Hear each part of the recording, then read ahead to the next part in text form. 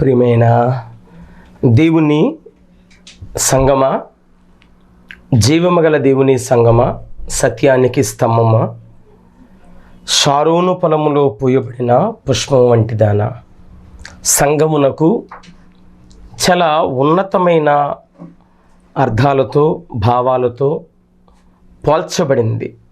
అటువంటి సంగముగా ఉన్న మీ అందరికీ మరి యొక్క నూతన మరొక మాసములో మొదటి వారములో మీతో కలుసుకుని చక్కని విలువైన సంగతులు మాట్లాడాలని దేవుడు ఇచ్చిన తలాంతును బట్టి మీ మధ్య ఇటు విధముగా మరి కూర్చుని మీతో కొన్ని విషయాలు మాట్లాడటానికి దేవుడు తెరిచిన ద్వారమును బట్టి ఎన్నో కృతజ్ఞతాస్తుతులు.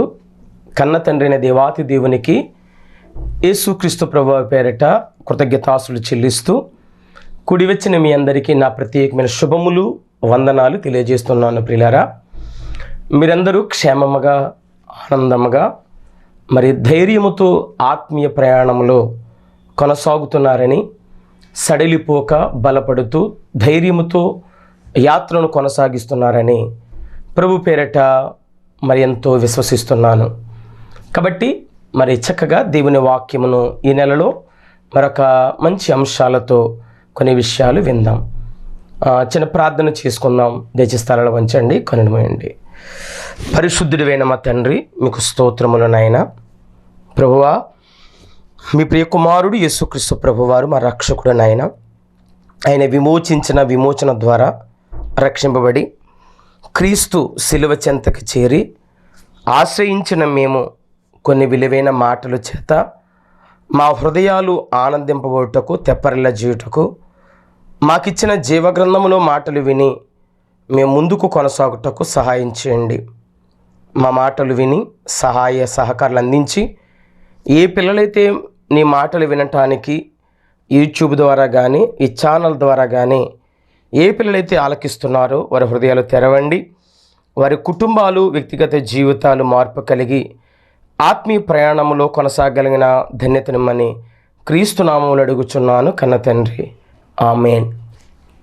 మంచిది ప్రియులారా, మరి ఈ నెలలో కొన్ని ప్రాముఖ్యమైన సంగతులు మీతో ముచ్చటించాలని ఎంతగానో ఆశపడుతున్నాను. విలువైన మాటలు మరొక విషయాలు జోడించుకుంటూ మనం ముందుకు వెళదాం. ముందుగా మీ అందరికీ నా ప్రత్యేకమైన మరొకసారి వందనాలు. ఈరోజు మనం మాట్లాడుతున్న అంశం ఏమిటి అంటే, ప్రార్థించుట మానుకున్నావా? ఒకవేళ ప్రియులారా, ఈ వాక్యం ఎవరైతే వింటున్నారో వారి యొక్క జీవితాల్లో, వారి వ్యక్తిగత అనుభవాలలో, వారి యొక్క కుటుంబ పరిస్థితులలో ఒకవేళ ఎవరైనా జరిగిన పరిణామాలను బట్టి, జరుగుతున్న స్థితిగతులను బట్టి, అది ఎటువంటి పరిస్థితి అయినా సరే, అది కుటుంబంలో భార్యాభర్తల మధ్య సఖ్యత లోపించినప్పటికీ, పిల్లలకి తల్లిదండ్రుల మధ్యన సమాధానం లేనప్పటికీ, బంధువులలో రక్త సంబంధుల మధ్య, కుటుంబంలో భార్యాభర్తల మధ్య ఎటువంటి పరిస్థితులు వాటిల్లినా వాటిని అధిగమించే పరిస్థితుల్లో దేవుని మీద ముందుగా విశ్వాస ప్రయాణములు ఉండి కొన్ని ఎదురు దెబ్బలు తగలగానే చాలామంది క్రైస్తవ సంఘాల్లో ఉన్న వాక్యం వింటున్న, ఒకవేళ నువ్వు కావచ్చు, ఇంకా అనేకులు కావచ్చు, వాక్యం వింటున్నవారు ప్రార్థన చేయటం మానుకున్నవారు చాలామంది ఉన్నారు. అది ఎవరి అంతరాత్మకు వాళ్ళకి అర్థం అవ్వాలి ప్రియులారా. ఒకవేళ ప్రార్థన మానుకున్నవారైతే అలా మానుకోవటం వల్ల మనకి కలిగే ప్రయోజనం కంటే కీడే చాలా ఎక్కువగా ఉంటుందని దయచేసి గుర్తించండి ప్రియులారా. ఒకవేళ దేవుని సంఘములు రక్షణ పొందిన తర్వాత వెలిగింపబడి ఒకవేళ మానుకునే పరిస్థితి ఒకవేళ నీకు వచ్చుంటే, మానుంటే, ఈ వాక్యం వినిన తర్వాత మరలా ప్రారంభిస్తారు, మరలా మొదలు పెడతావు. ఎక్కడ ఆగిపోయావో, ఎక్కడ నిలిచిపోయావో అక్కడ మరలా నువ్వు ప్రారంభించే అవకాశం ఒకవేళ నువ్వు తీసుకుంటే, దేవుడిచ్చే అవకాశాన్ని సద్వినియోగపరుచుకుంటే నీ జీవితం కట్టడానికి దేవుడు సిద్ధంగా ఉన్నాడు ప్రియులారా. ఈ వాక్యం వింటున్న ఎవరైనప్పటికీ కూడా, సామంతులైనా సామాన్యులైనా, దరిద్రులైన ధనికులైన, పండితులైన పామరులైన ప్రతి ఒక్కరూ జీవితంలో ఈ మాటను తప్పకుండా మీరందరూ వినవలసిందిగా ప్రభు పేరట మనవి చేస్తున్నాను ప్రియులారా. సంఘములో ఉన్న మనం బాధ్యత కలిగిన వారుగా, ఒక భారము కలిగిన వారుగా మనం ఎప్పటికీ ఆత్మలను నడిపిస్తూ ఉండాలి సంఘములోనికి. ఎందుకు అంటే, ఒక సంఘానికి సభ్యుడిగా ఉన్న మనం, ఒక సంఘములో ఒక వ్యక్తిగా ఉన్న మనం, అది మనం వ్యక్తులం కాదు శక్తి అని గ్రహించిన వారు అనేక ఆత్మలను ఆత్మీయ శక్తి చేత మనము సంఘానికి నడిపించే బాధ్యత భారం మనందరిపైన ఉన్నది అని గుర్తించాలి. ఎవరిచ్చారు ఆ బాధ్యత? పరమందున్న దేవుడే. ప్రియులారా, దేవుడు మనతో మాట్లాడుతున్నప్పుడు, దేవుడు మనల్ని దర్శిస్తున్నప్పుడు, తన వాక్య ముఖ దర్శనము చేత, తన సేవకుని ద్వారా పలికిస్తున్న మాటల చేత ఆయన మనతో మాట్లాడుతున్నప్పుడు కొన్నిసార్లు కన్నీళ్ళు ఆగో ప్రియులారా. అంటే ఎక్కడైతే మనం పడిపోయామో, ఎక్కడైతే ఆగిపోయామో, మనకు వచ్చిన పరిస్థితులు, ప్రతికూల పరిస్థితులు మనకు ఏర్పడినప్పుడు, దేవుని విడిచిపెట్టి లోకములో కలిసిపోయినప్పుడు, దేవుడు మరలా నువ్వు కావాలనుకుని నీ మీద ప్రేమ చావని దేవుడు నీతో మాట్లాడుతుంటే కొన్నిసార్లు కన్నీళ్ళు ఆగో ప్రియులారా. మనం సినిమాలకి వెళతాం, జోకులు వేసుకుంటారు, బాగా నవ్వుకోవచ్చు. కానీ దేవుడు మాట్లాడితే మాత్రం మనలో చాలామందికి ఆయన మాటలు వింటే మన హృదయం కన్నీటిమయమవుతుంది, ఒక నీటి సముద్రంగా మారిపోతుంది ప్రియులారా. కాబట్టి దేవుని దగ్గరకు వచ్చిన మనం, దేవుని వాక్యం వినటకు వచ్చిన మనం, ఒక రోగికి బాగుపడాలన్న ఆశ ఉంటుంది. ఒక రోగి ఎప్పటికప్పుడు నూతనపరచబడాలి, నేను ఇంటికి వెళ్ళిపోవాలని ఆశ ఉంటుంది, అంటే స్వస్థపరచబడి. అదే విధముగా దేవుని దగ్గరికి వచ్చిన మనం, దేవుని చెంతకి చేరిన మనం, దేవుని వాక్యం దగ్గర కూర్చున్న మనం, ఒకవేళ మనలో నిరాశ ఉండొచ్చు, నిస్పృహలే ఉండొచ్చు, కృంగుదల కావచ్చు, ఆర్థికమైన ఇబ్బందులు కావచ్చు, నీరసిల్లిపోవచ్చు, కన్నీటి దారులు నీ కంటికి కునుకు లేకుండా ఉండిన పరిస్థితులు ఉండొచ్చు. నువ్వు కృంగిపోతున్న వేళ, అవమానాలు పడిన పరిస్థితుల్లో, నీకు ఎటు చూసినా నీకు ప్రతికూల పరిస్థితులు తప్ప అనుకూల పరిస్థితులు లేకపోవచ్చు. ఒకటి పరిస్థితుల్లో ఉండి ఈరోజు ఈ వాక్యం నువ్వు వింటున్నావేమో, దేవుడు నీతోనే సూటిగా తేటగా మాట్లాడుతున్నాడు ప్రియ సహోదరి సహోదరుడా. కాబట్టి ఒకవేళ ప్రార్థనను మానుకుంటే దానివల్ల నువ్వే నష్టపోయావు ఒకసారి గుర్తించి మరలా ఈ రోజు నుంచి ప్రారంభించు. దేవుడు నీ జీవితంలో చేయబోతున్న కార్యాలు ఇప్పుడు నేను మాట్లాడుతున్న మాటల ద్వారా నీ జీవితాన్ని, నీ హృదయాన్ని వెలిగిస్తాయి ప్రియులారా. దేవుని దగ్గరకు వచ్చిన మనం ఈరోజు, ప్రభువా నీ దాసుని ద్వారా మాట్లాడుతున్న మాటల చేత నా హృదయాన్ని నింపు, నా హృదయాన్ని ఆనందింపచేయి. నేను భయంకరమైన నిస్పృహల్లో నిరాశతో ఉండిపోయాను, ఎటు దిక్కుతోచిన అంధకారమయంలో ఉన్నాను, ఒక్కసారి నాతో మాట్లాడు ప్రభువా, నన్ను నింపు ప్రభు అని మనము దేవుణ్ణి అటువంటి ఆలోచనతో మన వాక్యాన్ని విందాం ప్రియులారా. ఏమండి, మన చుట్టూ ఉన్న పరిస్థితులు చూస్తే ఇంట్లో భార్య మన మాట వినదు, కట్టుకున్న భర్త మన మాట వినడు, పోనీ పిల్లలు మన మాట వింటారంటే వాళ్ళు మన మాట వినరు, పోనీ ఇరుగు పొరుగు వారి పట్ల ఏదైనా మంచి ఉందంటే అది మంచి లేదు. ఎటు చూసినా మనకి భయంకరమైన ఈ పరిస్థితుల్లో ఆలోచనలు కుటుంబంలో చూసే ఎట్టి పరిస్థితులు కూడా మనకి అనుకూలించలేని పరిస్థితులు.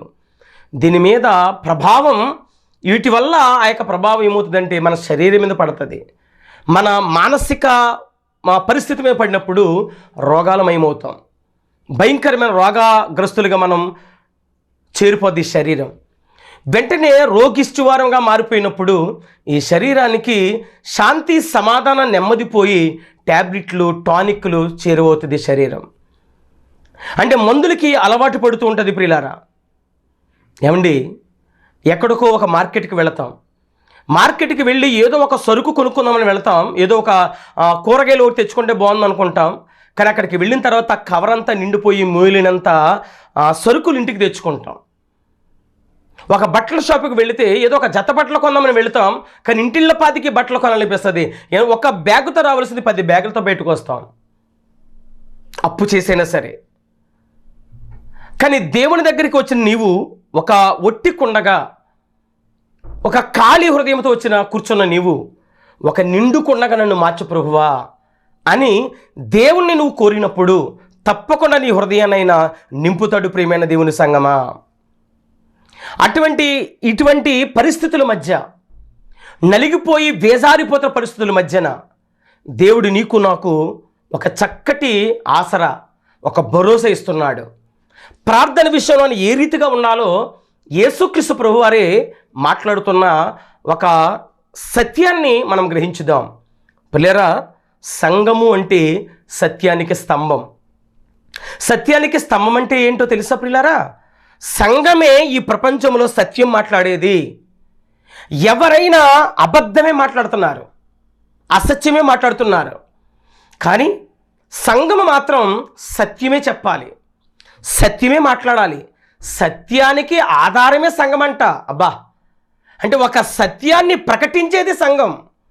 అటువంటి సంఘములో సభ్యులుగా ఉన్న నీవు నేను, ఒక జీవము గల మందిరంలో ఉన్న నీవు నేను, ఇటువంటి పరిస్థితులు మనకి ఏర్పడినప్పుడు మనం ఎటువంటి నిర్ణయాల వైపుకు వెళ్ళాలో దేవుని లేఖనాల ద్వారా ఆలోచన చేద్దాం. ఆ సత్యాన్ని, ఆ సర్వసత్యాన్ని ఎరిగిన మనం దాని ప్రకారం ఎప్పుడైతే నడుస్తామో మన జీవితాలు, మన ఆత్మీయ పరిస్థితులు చక్కబడతాయి, కుదుటపడతాయి, నెమ్మదిపరచబడతాయి. ఆలోచించి మంచి నిర్ణయాలు తీసుకుందాం. దేవుని లేఖనాల్లోనికి, దేవుడు మనకిచ్చిన పరిశుద్ధ గ్రంథంలోనికి ఒకవేళ ప్రార్థన మానుకున్నవాడవైతే, ఒకప్పుడు చాలా ప్రార్థన చేసేవాడినండి, కొన్ని గంటలు మోకరించి ప్రార్థన చేసేవాడినండి, కానీ ఎందుకో ఈ మధ్యన ప్రార్థన చేయలేకపోతున్నానండి, మోకరిస్తే నిద్ర వచ్చేస్తుందండి, అసలు ప్రార్థన చేయడానికి అవకాశం దొరకట్లేదండి, ఇలా అనుకుంటే ఏ పరిస్థితులు నువ్వు ఆగిపోయావో నువ్వు నష్టపోతున్నావని మాత్రం గుర్తుపెట్టుకోవాలి ఒకసారి. అటువంటి నష్టాల వైపు నువ్వు వెళ్ళిపోకుండా తద్వారా వచ్చిన ఫలితం భయంకర అంధకారమని గుర్తిస్తే, ఇప్పుడు నేను చెబుతున్న మాటలు దేవుని ద్వారా వినాలని బ్రతిమలాడుతున్నాను, ప్రాధేయపడుతున్నాను, నీ నా మేలు కొరకు ప్రియులారా. ఒకసారి చూద్దాం. లూకా సువార్త 18వ అధ్యాయం మొదటి నుంచి ఆలోచిస్తే యేసుక్రీస్తు ప్రభువు సాక్షాత్తు మాట్లాడుతున్న మాటలు ఇవి. శిష్యులతో, వారంటే శిష్యులు విసుకక నిత్యము ప్రార్థన చేయుచుండవలెనుటకు ఆయన వారితో ఈ ఉపమానం చెప్పాడంట. ఎవరు? యేసుక్రీస్తు వారు. ఎవరికి? శిష్యులకి. ఎందుకు? వారు నిత్యము ప్రార్థన చేస్తూ ఉండాలంట. అలాగే నిత్యము ప్రార్థన చేస్తూ ఉండుటకు ఆయన ఉపమానం చెప్పాడు. ఒక ఉపమానం. ఏం చెప్పాడు ఆయన? ఒక ఉపమానం అంటే పోల్చి మాట్లాడుతున్నాడు. దేవునికి భయపడకయు, మనుషుల్ని లక్ష్య పెట్టకయు. ఒక న్యాయాధిపతి ఉన్నాడంట, ఒక ప్రెసిడెంట్ లాంటి వాడు ఉన్నాడంట ఆ ఊరిలో. వాడు దేవుడికి భయపడ్డంట, మనుషుల్ని అసలు లెక్కే చేయడంట. అటువంటి న్యాయాధిపతి అంట వాడు. పైగా ఆ న్యాయాధిపతి ఉన్న ఆ ప్రాంతంలో ఒక విధవరాలు ఉందంటండి. ఆ విధవరాలు అంటే ఆమె అతని యొద్దకు తరచుగా వస్తుందంట. ప్రతిరోజు వస్తుంది. వచ్చి ఏం చెప్పిందంట? అయ్యా, మన ప్రతివాదికిని నాకును న్యాయము తీర్చమని అడుగుచూ వచ్చిన. ప్రతిరోజు అడుగుతుంది, అయ్యా మా ఇంటి పక్కన గొడవయ్యా, అతనికి నాకు న్యాయం తీర్చయ్యా, అతనికి నాకు న్యాయం తీర్చా, ప్రతిరోజు అడుగుతుందంట. ప్రతిరోజు. వాడేమో న్యాయాధిపతి. వాడెవడంట? వాడి పేరు ఒక అన్యాయస్తుడి న్యాయాధిపతి. వాడు ఎవరండి ఆ న్యాయాధిపతి? ఆ రోజు చూడండి, అన్యాయస్తుడైన న్యాయాధిపతి చెప్పిన మాట వినుడి. అంటే ఆ ఊర్లో ఉన్న న్యాయాధిపతి ఎవరంటే అన్యాయస్తుడు. న్యాయం అంటే ఎరగనివాడు. అంటే ఎటు డబ్బులు ఇస్తే అటే వ్యవహారం ఒగ్గే పరిస్థితులు. అంటే డబ్బున్న వాళ్ళ వైపే న్యాయాన్ని తిప్పే పరిస్థితులు. ఈరోజు కోర్టులో ఎన్నో కేసులు చూస్తున్నాం కదా. అంటే ఎవరికైతే అంగబలం, ఆర్థిక బలం ఉందో అటువంటి వారి వైపే న్యాయం జరుగుతున్నట్టు మనకు కనబడుతున్న పరిస్థితులు. ఒక పేదవాడి పక్షము న్యాయం ఉన్నా జరగని పరిస్థితులు చూస్తున్న చాలామందిలో. అటువంటి పరిస్థితుల మధ్య ఒక విధవరాలు ఒక న్యాయాధిపతి దగ్గర, ఆ ఊరిలో ఉన్న న్యాయం తీర్చే ఒక అధికారి దగ్గర ఈమె తరచూ అడుగుతుందంట. అతను అన్నాడంట, అసలు ఆడేమో దేవుడికి భయపడ్డు, మనుషుల్ని లెక్క పెట్టాడు. ఎవరితో రికమెండేషన్ చేస్తుంది ఆమె? అయితే అసలు ఆమె ప్రతిరోజు అడుగుతున్నానంట, నీకు పని పట్టలేదా, వెళ్ళు అని ప్రతిరోజు పంపించేస్తున్నాడు. అసలు ఆ మాట లక్ష్య పెట్టలేదంట. మనుషులకి భయపడక, దేవుని భయపడక, మనుషుల్ని లక్ష్య పెట్టక, దేవునికి లక్ష్య పెట్టక, అటువంటి అన్యాయస్తు న్యాయాధిపతి ప్రతిరోజు అడుగుతుందంట, అయ్యా న్యాయం తీర్చేయ కొంచెం అని ఆమె పదే పదే అడిగితే, ఆమె మాత్రం అతను ఆమెను పట్టించుకోకపోయినా, అసలు ఆవిడ మాటలు అతను ఎక్కించుకోకపోయినా, ఈమె మాత్రం తప్పకుండా తరచుగా మనం వెళ్తామండి. ఒకసారి మన మాట ఎవరన్నా సరిగ్గా వినకపోతేనే వాడిని మనం పట్టించుకోం కదా, వదిలేస్తాం కదా. అలాంటిది న్యాయాధిపతి అన్యాయస్తుడిని తెలుసు, ఎవరు లెక్క చేయడం తెలుసు, అసలు లెక్క ఎవరికి కూడా కేర్ చేయడం తెలుసు. అటువంటి వ్యక్తి దగ్గరికి ఈమె వెళ్ళి ప్రతిరోజు బ్రతిమలాడుతుందంట, అయ్యా నాకు నా ప్రతివాదికి న్యాయం తీర్చయ్యా అని అడుగుతుంటే, ఆడనుకోని ఒక రాత్రి, అరే ఈమె ప్రతిరోజు నన్ను అడుగుతుంది న్యాయం తీర్చమని, నేను దేవుడికి భయపడినా మనుషులకు లక్ష్య పెట్టను కదా, మరి అలాంటివి నిన్నుసార్లు అడుగుతుంది, పోన్లే న్యాయం చేద్దాం అనుకున్నాడంట. అంటే ఒక అన్యాయస్తుడి న్యాయాధిపతికే న్యాయం తీర్చాలని అనిపిస్తే, మరి నీవు నేను నమ్మిన దేవుడు న్యాయవంతుడు కదా, అటువంటి న్యాయవంతుడు తప్పకుండా న్యాయం తీరుస్తాడు. ఎప్పుడు జరిగిస్తాడు? విసుకక ప్రార్థన చేస్తే. అబ్బా ఎంత చక్కని మాటలు చెప్పాడండి యేసుక్రీస్తు ప్రభువారు. విసుకక ప్రార్థన చేయాలి. ఒక అన్యాయస్తుని న్యాయాధిపతి విధవరాలు ఎవరు దిక్కులేని ఆమె పదే పదే అడిగితే, మరి దేవుడు న్యాయవంతుడిని పరిశుద్ధ గ్రంథంలో రాయబడి ఉంది కదా, మరి నీవు ఎందుకు ప్రార్థన మానుకున్నావు? ఏంటి మనం ఎలాంటి వారం అంటే, ప్రార్థన చేసిన వెంటనే జరిగిపోవాలి. మరి ప్రార్థన చేసిన వెంటనే జరిగిపోవాలని కోరుకునే నీవు మరి వాక్యం చెప్పినట్టు ఎందుకు మారిపో? మరి దేవుడు పలికించిన ప్రతి మాటకి ఎందుకు నువ్వు స్పందించవు? ఆయన ఎన్నోసార్లు నీతో మాట్లాడుతున్నప్పుడు ఎందుకు మారు మనసు పొందావు? మరి అంటే దేవుడికి ఒక న్యాయం, నీకు ఒక న్యాయమా? నువ్వు చేసిన ప్రార్థన వెంటనే విని సాయంత్రానికి జవాబు ఇచ్చేయాలి గంటలో. మరి నీకు జవాబు ఇవ్వాలనుకుని ఆశపడి నీవు మరి దేవుడు కూడా ఆశపడుతున్నాడు, నా బిడ్డకి ఈ మాటలు చెప్పేస్తున్నావు, మళ్ళీ మారదే మారి చూపించు దేవుడి దగ్గర. అంటే నువ్వు ఎలా ప్రార్థన చేయాలంటే, అది నీ ఏ అవసరత అయినా సరే, అది నీ ఏ ఇబ్బంది అయినా సరే, ఏ కొదువైనా సరే, ఏ ఇంటి పరిస్థితులు అయినా సరే, ఏ ఆత్మీయ పరిస్థితులు, ఏ సంఘ పరిస్థితులు అయినా సరే, ఒకవేళ సంఘ వ్యవస్థలు నీకు ఎన్నో లోపాలు ఉన్నాయా, ఇబ్బందులు ఉన్నాయా, దేవుని దగ్గర పెట్టు. విసుకక ప్రార్థన చేయి, విడిచిపెట్టకూడదండి. విసుకక ప్రార్థన చేయాలి. అలాగా ప్రార్థన చేయాలని యేసుక్రీస్తు ప్రభువారు చెబుతున్న మాటలు. ప్రియమైన దేవుని సంగమా, మీరందరూ ఒక విషయం గుర్తుపెట్టుకోవాలి. దేవుని వాక్యం వింటున్న మనం, దేవుడు కొన్నిసార్లు అడిగిన వెంటనే నెరవేర్చాడు. కొన్ని ప్రార్థనలు వెంటనే జవాబులు వచ్చాయి. కొందరికి కొన్ని రోజుల తర్వాత జవాబు వచ్చింది, కొందరికి కొన్ని సంవత్సరాలు పట్టింది ఆన్సర్ ఇవ్వటానికి, జవాబు రావటానికి. 24 సంవత్సరాలు పట్టింది అబ్రహాం గారికి ఇచ్చిన వాగ్దానం నెరవేరాలంటే. 24 years అండి. యాకోబు గారిని ఆశీర్వదించటానికి 20 ఏళ్ళు పట్టింది. ఇశ్రాయేలు ప్రజలకి 430 సంవత్సరాలు పట్టింది దేవుడిచ్చిన వాగ్దానం నెరవేర్చడానికి.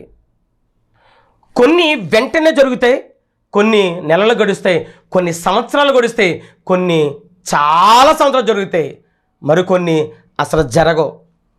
అయినా జరిగినా జరగకపోయినా జరుగుతున్నా నువ్వు మాత్రం ప్రార్థన చేయటం ఈ రోజు కూడా మానుకోకూడదు. ప్రియమిత్రమా, నేను పరిచర్య ఒక 5 సంవత్సరాలు బట్టి మేము చేస్తున్న పరిచర్య. ఈ 5 ఏళ్లలో పరిచర్య కోసం ఒక చిన్న మందిరం ఇవ్వయ్యా, ఒక సెంటు స్థలం ఇవ్వయ్యా, 5 సంవత్సరాలు బట్టి ఎదురు చూస్తాం. సంవత్సరాలు బట్టి ప్రార్థన చేస్తాం. సంఘం అంతా కూడా సంవత్సరాలు బట్టి ప్రతి శుక్రవారం, ప్రతి ఆదివారం, ప్రతిరోజు ప్రార్థన చేస్తున్నాం. ఉన్న మా 10 మంది సంఘం, ఆ సంఘ ప్రార్థన దేవుడు విన్నాడు. విని ఈరోజు నాకు ఒక చిన్న మందిరంలో సేవ చేసుకునే భాగ్యం ఇచ్చాడు ఆయన. అటువంటి దేవుడు మరి నీ ప్రార్థన నా ప్రార్థన ఎందుకు వినడు అనుకుంటున్నావు? అసలు ఎందుకు ప్రార్థన మానుకున్నావు? మన ఎలాంటి వారం అంటే ప్రియులరా, ప్రార్థన చేసిన వెంటనే 7 వారాల్లో జరగకపోతే సేవకులు కూడా ఈ పదాలు మానుకోవాలండి. 7 వారాలు రా, 7 రోజులు రా, 7 వారాల్లో ఒకవేళ జరగకపోతే దూరం అయిపోతారండి. అవసరాల కోసం నడిపించకండి, వాళ్ళని ఆత్మ కోసం నడిపించండి, మరణం తర్వాత జీవితం కోసం నడిపించండి, పరలోక రాజ్యం కోసం నడిపించండి. ప్రియమైన దేవుని సంగమా, ప్రార్థన చేస్తున్న మనం సంవత్సరానికి ప్రార్థన మారిపోతూ ఉంటాయి. మన నెలకోసారి ప్రార్థన మారిపోతూ ఉంటుంది. నెల రోజులకి ఏదో అడిగో, దాన్ని పొందే వరకు అడుగుతున్నావా? అడగో, వదిలిపెట్టేస్తావు. మరలా ఇంకోటి అడుగుతావు. ప్రార్థనలో మారకూడదు. నువ్వు అడిగేది పొందుకునే వరకు, నువ్వు అనుకునేది నువ్వు స్వీకరించే వరకు, నీకు ఇచ్చే దేవుడిచ్చే స్వాస్థ్యం వరకు నువ్వు విడువక అడుగుతూ ఉండాలి, విసుగక అడుగుతూ ఉండాలి. ఆ పేద విధవరాలు వలె న్యాయాధిపతిని అడిగినట్టు. అక్కడే కదా దేవుడు నిన్ను పరీక్షించేది. అరే, అడిగిన వెంటనే జరిగిపోవాలని ఎందుకు చూస్తున్నావు? మీ అందరికీ తెలుసు, దానియేలు గారు సుమారుగా 70 సంవత్సరాలు ప్రార్థన చేశాడండి. ఎందుకొరకు అనుకుంటున్నారు? ఆయన అవసరం కొరకు అనుకుంటున్నారా? ఆయన పెళ్ళి, పిల్లలు, భార్య, కుటుంబం కోసం అనుకుంటున్నారా? కానీ కాదు, తన స్వజనుల కోసం 70 years అండి, ముమ్మారు ప్రార్థన చేస్తూ ఉన్నాడండి. ఎంతమంది కాదన్నా, ఎటువంటి శాసనాలు వచ్చినా, ఎటువంటి ఇబ్బందులు ఎదురైనా ప్రార్థన మాత్రం మానలేదండి. దేశం కాని దేశంలో, ఊరు కాని ఊరిలో, మనుషులు కాని మనుషుల మధ్య నెల రోజులు ఏ దేవుని ఆరాధించకూడదని ఒక శాసనం వెలువడింది. ఇదంతా దానియేలు గ్రంథం 6వ అధ్యాయం ఉంటుంది. పరాయి దేశస్థుడు పరాయి దేశంలో తన జనాంగం విడుదల కొరకు, తన జనాంగం బాగు కొరకు, దేవుడిచ్చిన వాగ్దానం కొరకు ఎదురు చూస్తూ, నిరీక్షిస్తూ, అయ్యా నా జనాంగాన్ని జ్ఞాపకం చేసుకో, నా జనాంగాన్ని విడిపించు, నా జనాంగం అంతా నువ్వు ఆశీర్వదించబడే జనాంగం కదా, ఒక్కసారి కరుణించండి. 70 ఏళ్ళు ప్రార్థన చేస్తూనే ఉన్నాడండి. తన బానిస బ్రతుకు వచ్చిన దగ్గర నుంచి 10వ ఏట వచ్చేసాడండి బానిసగా. తనకి సుమారుగా 70 ఏళ్ళు వచ్చి 80 సంవత్సరాలు వచ్చే వరకు కూడా ప్రార్థన చేస్తూనే ఉన్నాడండి. దేని కొరకు? విడుదల, తన స్వజనుల కోసం విడుదల. ఎప్పుడైనా ప్రార్థన చేశామా? నీ భర్త మార్పు కొరకు ఎన్ని రోజులు ప్రార్థన చేశావు? నా భర్త తాగుతాడండి, నా భర్త కొడుతున్నాడండి, నా భర్త తిరుగుతున్నాడండి, నా భార్య మారట్లేదండి, నా భార్య నాకు అనుకూలంగా లేదండి, నా పిల్లలు భయంకరంగా ఉన్నారండి అని అన్న నీవు ఎన్నిసార్లు ప్రార్థన చేశావు? ఎన్ని నెలలు ప్రార్థన చేసి, ఎన్ని సంవత్సరాలు ప్రార్థన చేశావు? కొన్నేళ్ళు పట్టొచ్చు. ఎందుకు పట్టొచ్చు అంటే, మరి నువ్వు నేను చేసిన పాపాలు చిన్నవా? చాలా పెద్దవి కదా, చాలా ఘోరమైనవి కదా. మరి ప్రార్థనకి జవాబు ఇవ్వని నీకు దుఃఖం వస్తుంది. మరి నీవు నేను చేసిన అపరాధ నిమిత్తం దేవుడికి ఇంకెంత బాధపడ్డాడో పాపం. గుర్తించావా? ఆలోచించారా? ప్రియమైన దేవుని సంగమా, విసుగక ప్రార్థన చేయటం నేర్చుకుందాం మనం. ఏమండి, రోగికి బ్రతకాలని ఆశ రోజుకు ఉంటుంది. ఏ రోజు ఇంటికి పంపిస్తారు, ఏ రోజు హాస్పిటల్ ఇంటికి పంపిస్తారని ప్రతిరోజు ఆశతో బ్రతుకుతాడండి ఒక రోగి. అరే, చావు బ్రతుకుల మధ్య కొట్టుమిట్టాడుతున్న రోగికి అంత ఆశ ఉంటే, మరి ఆత్మీయ ప్రయాణంలో ఉన్న క్రీస్తు సంఘంలో కూర్చున్న నీవు, ఆ క్రీస్తుని నమ్మిన నీవు, క్రీస్తు పైన ఎందుకు నీకు నమ్మకం లేదు? ఎందుకు నీకు విశ్వాసం బలహీనపడింది? చేయడనుకుంటున్నావా? అసమర్థుడు అనుకున్నావా దేవుణ్ణి? పాత నిబంధన మనం చూస్తున్న ఛాయ ఏంటో తెలుసా? దానియేలు గారండి. విసుకోలేదండి. మీరు బైబిల్లో ఆలోచన చేస్తే ప్రియులారా, ఒక ఇస్సాకు గారండి, ఆయనకి పిల్లలు లేరండి చాలా కాలం. విసుకుపోయారా? పిల్లల పుట్ల 1 సంవత్సరం పుట్టలేదు, 2 సంవత్సరం పుట్టలేదు, 5 సంవత్సరం 10 సంవత్సరం పుట్టలేదు. పుట్టరా అని చెప్పాడు దేవుడు. ఏమన్నా? దేవుడు తప్పకుండా ఇస్తాడు గర్భఫలం, ఇస్తాడండి. దేవుని సంకల్పములో నీ కడుపున పుట్టిన బిడ్డలు పుట్టాలి, వారి ద్వారా దేవుని పరిచయం జరగాలని నువ్వు ఈరోజు పెళ్లి చేసుకుంటే ఈరోజు రాసుకున్నది కాదు శాసనం. ఆయన ఉద్దేశం జగత్తు పునాది వేయబడక మునిపే నీ గురించి నా గురించి రాసుకున్న జీవగ్రంథములో నీ జీవితం ఏంటో, నీ బ్రతుకేంటో తల్లి గర్భం ఉండక మునిపే రాశాడట. నీ తలంపులు నా తలంపులు, నీ బ్రతుకు నా బ్రతుకు, నీ జీవితం నా జీవితం. ఈ రోజుకి నీ పెళ్ళి అవుతుంది, ఇప్పుడు ఈరోజు రాసింది కాదు అది. నీ కడుపును పుట్టవలసిన పిల్లలు ఉంటే, వారి ద్వారా ఈ భూమి సంతానం రావాలని ఆశ ఉంటే, తప్పకుండా దేవుని ఉద్దేశంలో ఉంటే, ఆ ఉద్దేశాన్ని తప్పకుండా దేవుడు నెరవేర్చి తీరుతాడు. అది ఏ రోజుకైనా. జకరియా ఎలిజబెత్లు ఉన్నారు, వాళ్ళు బహువృద్ధులు అని ఉంటుందండి బైబిల్లో. బహువృద్ధులంట. పుట్టారా? పుట్టలేదా? తప్పకుండా పుడతారండి. నీ భర్త మారి తీరుతా, తప్పకుండా మారుతాడు. నేను ఎంతమందిని చూశాను, భయంకరమైన తాగుబోతులు మారటం చూశాను, హత్యలు చేసిన వారు మారిన చూశాను, మానభంగాలు చేసిన మారిన వాళ్ళు చూశాను నేను. విపరీతమైన కొట్లాటకి వెళ్ళి కత్తులు కటార్లు పట్టుకున్న వాళ్ళు ఈరోజు పరిశుద్ధ గ్రంథం పట్టుకుని దైవ సంఘంలో కూర్చుని సాక్షాత్తంగా బ్రతకడం నేను చూసాను కల్లారా. నువ్వు చూసుంటావు. మరి వాళ్ళు చూసిన ఎందుకు నేర్చుకోవటం లేదు నువ్వు? నేను ప్రార్థన చేసేయండి నాకు జవాబు వచ్చేలేని నువ్వు పదే పదే అనుకున్నావా? వస్తుంది, తప్పకుండా వస్తుంది. అయితే మానక, ప్రార్థన మార్చక, ఒక ప్రమోషన్ కోసం, ఒక ట్రాన్స్ఫర్ కోసం, దేని గురించైనా, ఒక పిల్లల కోసం, వారి బాగు కొరకు, వారికి జ్ఞానం కొరకు. అయితే అడగవలసిన రీతిలో అడుగుతున్నావా? దేవునికి ఆయనకు ఆలోచనలు అడుగుతున్నావా? మన సొంత ఆలోచనలు అడుగుతున్నామా? ప్రార్థన చూడండి, యోహాను మొదటి పత్రిక 5వ అధ్యాయము, యోహాను మొదటి పత్రిక 5వ అధ్యాయము 14వ వచనం. మొదటి పత్రిక 5:14 చూడండి. ఆయనను బట్టి మనకు కలిగిన ధైర్యం ఏదనగా, దేవుని చిత్తానుసారంగా మనం ఏది అడిగినను, నువ్వు ఆయన ఇష్టములు ఏది అడిగినా ఆయన మనవి ఆలకించునన్నది. మనమేమి అడిగినను ఆయన మనవి ఆలకించునని మనం ఎరిగిన ఎడల మనం ఆయనను వేడుకొని మనకి కలిగినవని ఎరుగుదము. అడిగావు, తప్పకుండా ఇచ్చి తీరుతాడు. నీ భర్త మారటం దేవుని ఉద్దేశమే. విసుకక ప్రార్థన చేయటం నేర్చుకుందాం. బ్రతిమలాడాలి దేవుణ్ణి, డిమాండింగ్ కాదు, కమాండింగ్ కాదు దేవుణ్ణి. ఇది నీ ఇంట్లో పనుడు కాదు, నీ పెదబామృది చిన్నబామృది కాదైనా, రాజాతి రాజైన, సర్వశక్తివంతుడైన, సర్వోన్నతుడైన, సర్వభౌతికారం కలిగిన వాడైనా, సర్వవ్యామి అటువంటి దేవుణ్ణి నువ్వు డిమాండ్ చేయడం కాదు, బ్రతిమలాడటం నేర్చుకో. రాత్రింపగల్లో కాళ్ళు పట్టుకొని ఆయన పాదాల చెంతగా చేరి ఒక దానియేలు గారిని బట్టి నేర్చుకో, ఒక అబ్రహాము గారిని బట్టి నేర్చుకో, ఒక యాకోబు గారిని బట్టి నేర్చుకోలు ప్రియులారా. ప్రార్థన మానేసావా? మరి మారమని ఎన్నోసార్లు చెప్తున్నాడు కదా, మారలేదు ఇప్పుడు దాకా. నువ్వు మారిపోవాలి కదా. నువ్వు ఒకవేళ నీవు మాట తప్పుతావేమో మొక్కుకుని, ఆయన మాట తప్పడు కదా. నమ్మదగిన వాడు, పూర్ణ అంగీకారం యోగ్యమైన వాడైనా, పూర్ణంగా అంగీకరించిన యోగ్యమైన వాడైనా, నీవైనా నమ్మలేని వారు మనం, నమ్మదగిన వారం మనం. ఆయన నమ్మదగిన వాడు. ప్రియమైన సహోదరి సహోదరుడా, ఈ వాక్యం వింటూ నీవు ప్రార్థన మానుకున్నావా? చాలా తప్పు చేస్తున్నావు. ఆపక ఒకసారి ఏదో అడిగావు, సంవత్సరం క్రితం, 10 సంవత్సరాల క్రితం అడిగావు, ప్రారంభించు. తప్పకుండా దేవుడు చేస్తాడు, తప్పకుండా దేవుడు జరిగిస్తాడు. దైవజనుడిగా చెప్తున్నాను, దేవుడిచ్చి తీరతాడు. అయితే నీ ఆత్మీయతను గుర్తు చేసుకో, ఎలా ఉన్నావో.